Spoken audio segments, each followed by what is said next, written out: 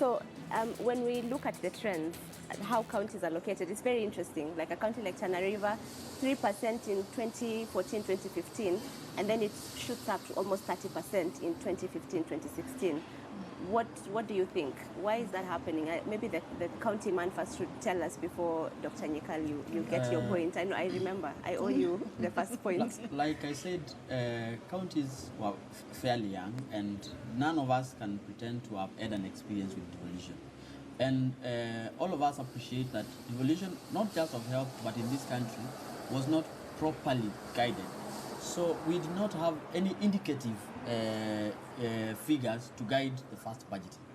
So therefore, there are some counties that budgeted the whole human resource component under public service.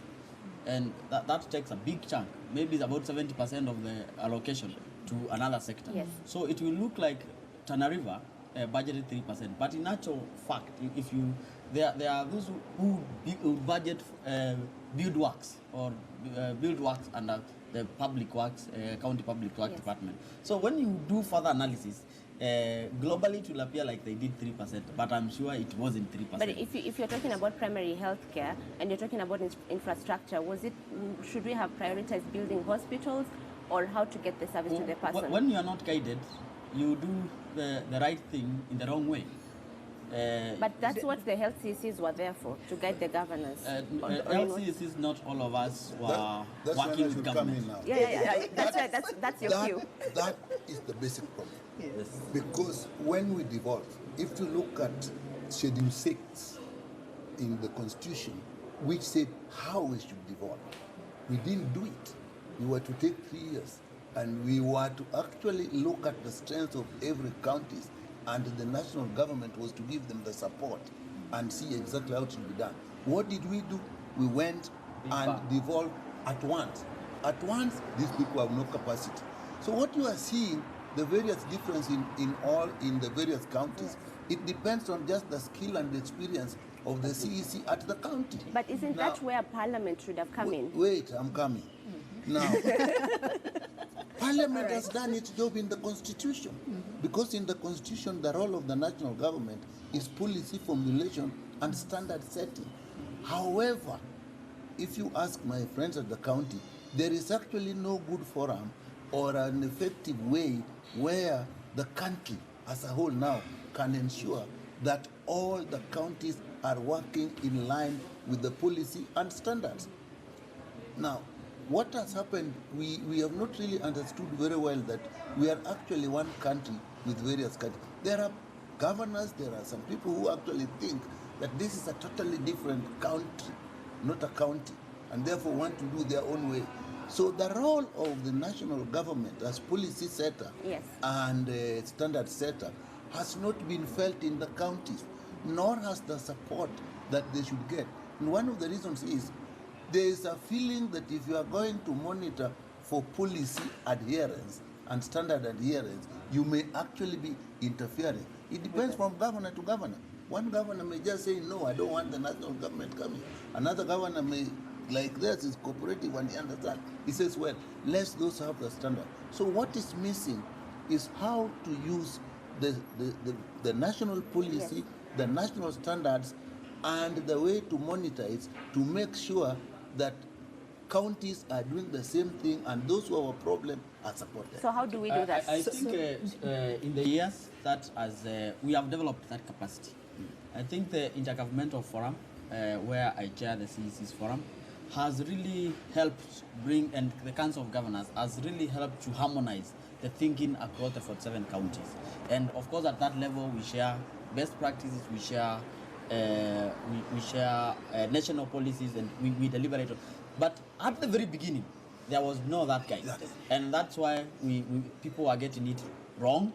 Others got it very right. But even basic things like paying doctors, it seemed we were getting wrong. Who needed to guide counties on how to pay doctors? I think again, it is a question of, as you rightly said, it was completely new. And remember, people were fighting to get something and to be devolved and to stay there and feel the devolution.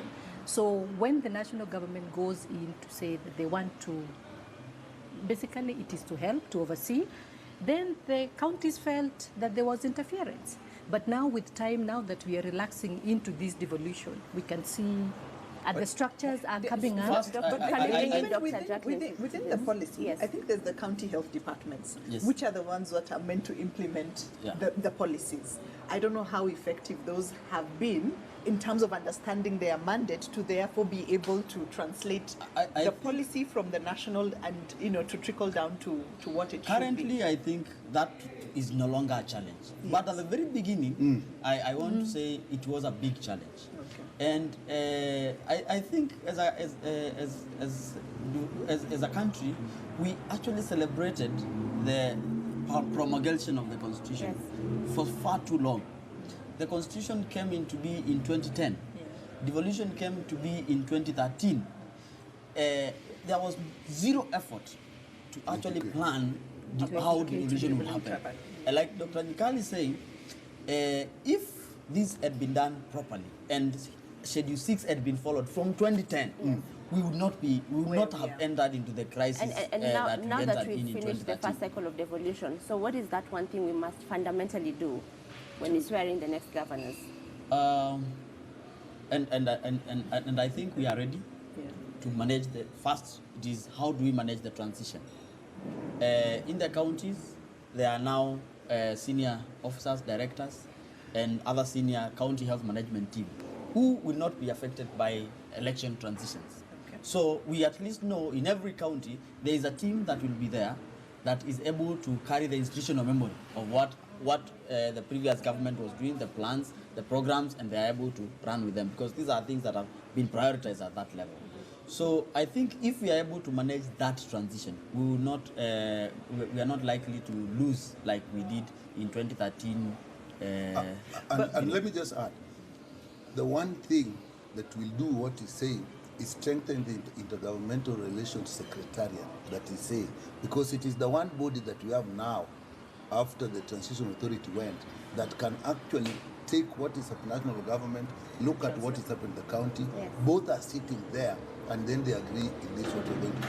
But let me make a comment about the celebration for 3 years, of 2 years, from 10 to 12. There were effort. I was in government. There were effort to actually put in structures. But the one thing we have in this country that we must really think about, politics tends to overpower professionalism, so that there were proposals as way back as 2011, 2012, that let us start to put structures in place that will support the devolution when the governors come in. Yes. Now, this was actually objected, it was little laughed over by the politicians that the counties will do their own structures. And I remember, because I was a permanent secretary, and we were actually given instructions to start looking how we'll deal with, say, human resource. And it was stopped because the politics did But not it's allow interesting because you transitioned into politics but as let- well. But let me tell you, the fact that I transitioned in politics, I it believe transitioned it tell to you, reform yeah, politics. I'll tell you it as help. Now, again, people think you said something like something as basic as paying doctors. Now, let me tell you how complex it is to pay doctors. When you say a doctor, in the people he has, there are consultants, there are medical officers, there are registrars, there are interns. You have different structures for paying them, because the intern now, as they are actually deemed to be under training, so should actually be paid by the national government. And then at what point do they transit? And now we are saying when they finish, they now have to go to the counties. But now I think they put in place, how do they transit? When do you know the interns are going here? These are That's going there? understandable in the first year, but how do you Look explain at- a county like Nyeri now not having paid doctors for Look 6 months? look at registrars. These people we call registrars, who actually run Kenyatta. If you don't have registrars, Kenyatta will stop. Yeah. Now, these people, before, they were in the national government, so you could move them and they were being paid from one point. Yes. Now, if you move them from a county. Makueni, then the Makueni now has a gap which cannot be filled. And they are working in Kenyatta. Yes. Is it Makueni that should pay them or Kenyatta that I should pay continue them? paying, and I still have to fill To the get void. somebody. I that mean, they have left. I understand what that I'm point, saying- but I'm actually asking, The point that I'm- was like teething the point I'm problems. making- So but what is the way what- forward? what's The way forward? forward Yeah. is what we have told you, that sometimes politics should take a background let the technical people, after politics has made a decision, we are devolving. We are devolving in 3 years. At that point, it is better to let the professionals take the thing, work with it, get the structures, like they are doing now. But Dr. They are doing it 3 years down the line. They are learning through the experience of mistakes. In health, you cannot afford to learn through But Dr. mistakes. Nikal, that same politics you're talking about at that national level that did not translate towards the counties. So now you say the next level. There's still politics at the county level. So there are issues of leadership and governance there. And if you look at even what you've displayed in terms of how counties are, in terms of their performance, budgetary location, there is still also a lot of politics at that particular level. So how do you then have? I mean, Dr. Mulwa here, his county is flying high on the top, so he can smile a lot about it. But where you have the politics at that county, then you see that's still a challenge that needs to be dealt with. What happens there? Because that same politics will not allow the professionals who you've mentioned, that there's the county secretary, there's all those different levels. But if the politics does not allow those to function, then what? Let me say, the example is the best, McQueen. McQueen is lucky because it has the governor, we all know. They have Mulwa. Now, I've dealt with these people. They are actually people who will realize that professional approach to things are important. And he has indicated to you, he was willing to forgo 33% and come down to 30%. Many people would politically push that point. And you look at what their governor had. He had to put his feet down. And if you looked at the result, he was actually trying to tone down politics so that they could work. And now they're working. So what we need to do, strengthen that intergovernmental relations. We must teach ourselves as politicians that there's a level we have to be made a decision, then now let the professionals work. I mean, there's the politics. But can we, Dr. Mulwa, there's the politics, but there's also corruption, which has been the elephant in the room. You know, how worried are we about it? Dr. Wanja, if I can bring you in. Yes, we should be very worried.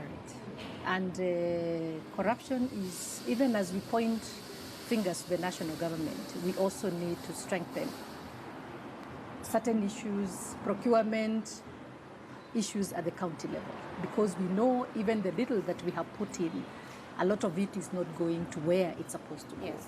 And that is why I can understand where the governors were, that you want to put a structure, build something which people can see so that you can get re-elected. Because soft, whatever is soft, be it a mother who went for treatment and that, nobody can really see it. It's only felt by that household where the mother survived and the child was born.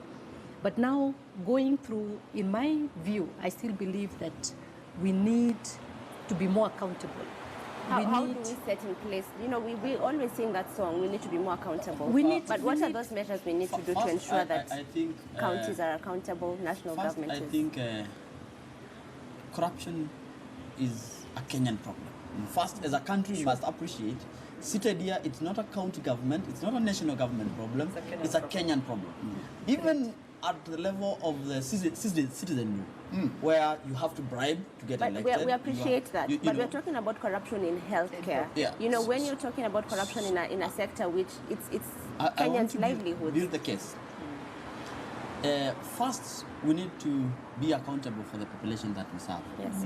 And be accountable in this resource has been allocated to deliver ABCD. Because, like, for example, there is a lot of duplication in financing, in health. Like, if I am a mother and I am pregnant, I qualify to enjoy the service of free maternity services. Yes. True. If I have NHIF, I also qualify. I also qualify. If I have a private insurance, I also qualify. And all these... If you're poor, you also qualify. What does that tell you? It tells you this same person has 3 streams of payment. So when this mother goes to deliver,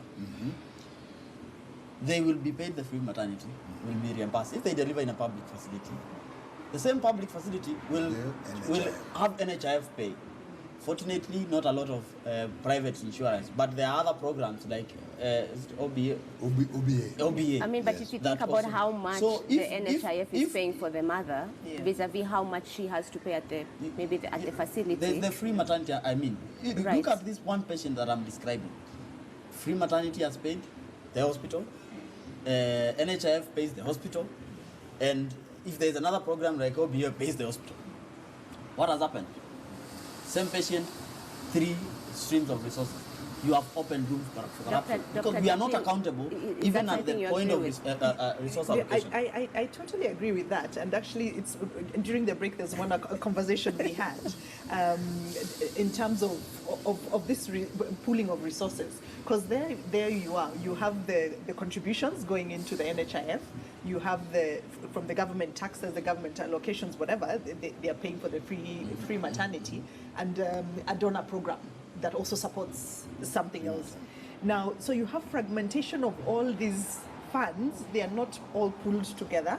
And you find then that you don't get the best of you in terms of those who benefit. There's fewer benefiting because multiple people paying the same.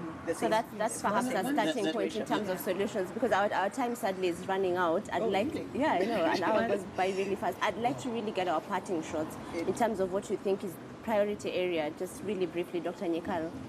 Well, I must touch on the issue of corruption. Corruption is a Kenyan problem. Now, when you see it in the health sector, it is really tragic.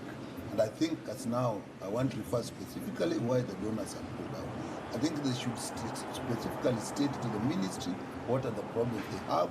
The ministry should sit down and look at where the problems that are touching on you, agree on those, sort out the problems, if necessary, take action on some people and see if the money. So have a very honest conversation about it. So the country as a whole must also be serious about corruption. We cannot celebrate people who are known to be corrupt and at the same time condemn corruption. Very well said, Dr. Nyikal. Dr. Wanja, your parting shots? 2 things. I think we need to strengthen the issues of primary care, because without primary care, we are not going anywhere. As a system, not this fragmentation. Donors are good, but they also come in to confuse us. They have too many implementation concepts. They have too many special target groups. And I believe if we can strengthen primary so care, be a bit more self-reliant and prioritize primary care. Yes, and the government we need to come up with structures. How do we take more funds to primary care? Well said. Dr. Mulwa, please. I think if we reorganize all the resources that are in the health sector basket, both from donors, from mainstream government, from taxes, and get innovative strategies like what I'm doing in Makueni, the Makueni Universal Healthcare Approach, we are able to marshal enough resources to deliver the highest attainable standards of health for the people of Kenya. Of course, Dr. Mulwa had to pitch in his project right there. Let's conclude with Dr. Jacqueline, please. I mean, as my parting shot, really, I think in terms of financing healthcare, at the end of the day, most of that money is going to come from people's pockets. It's going to come from the households. It's going to come from farms. And whichever way that money essentially has to then serve those people. Donors will continue to be there, and maybe we should be looking at a way of getting out of that, but our focus now should be on the self-funding. And within that self-funding, therefore, look at the taxes that are going to be applied, and look at then also in terms of contribution. We have to strongly bring in the contributory part. The NHIF, which is existing, is a very good vehicle to work on that. I think very many issues that were pending in there have been sorted, but that contributory mechanism then allows us to pool funds together and also pool risk together. So then you can have those people use health services and contribute what they can afford, but then use it according to what they need.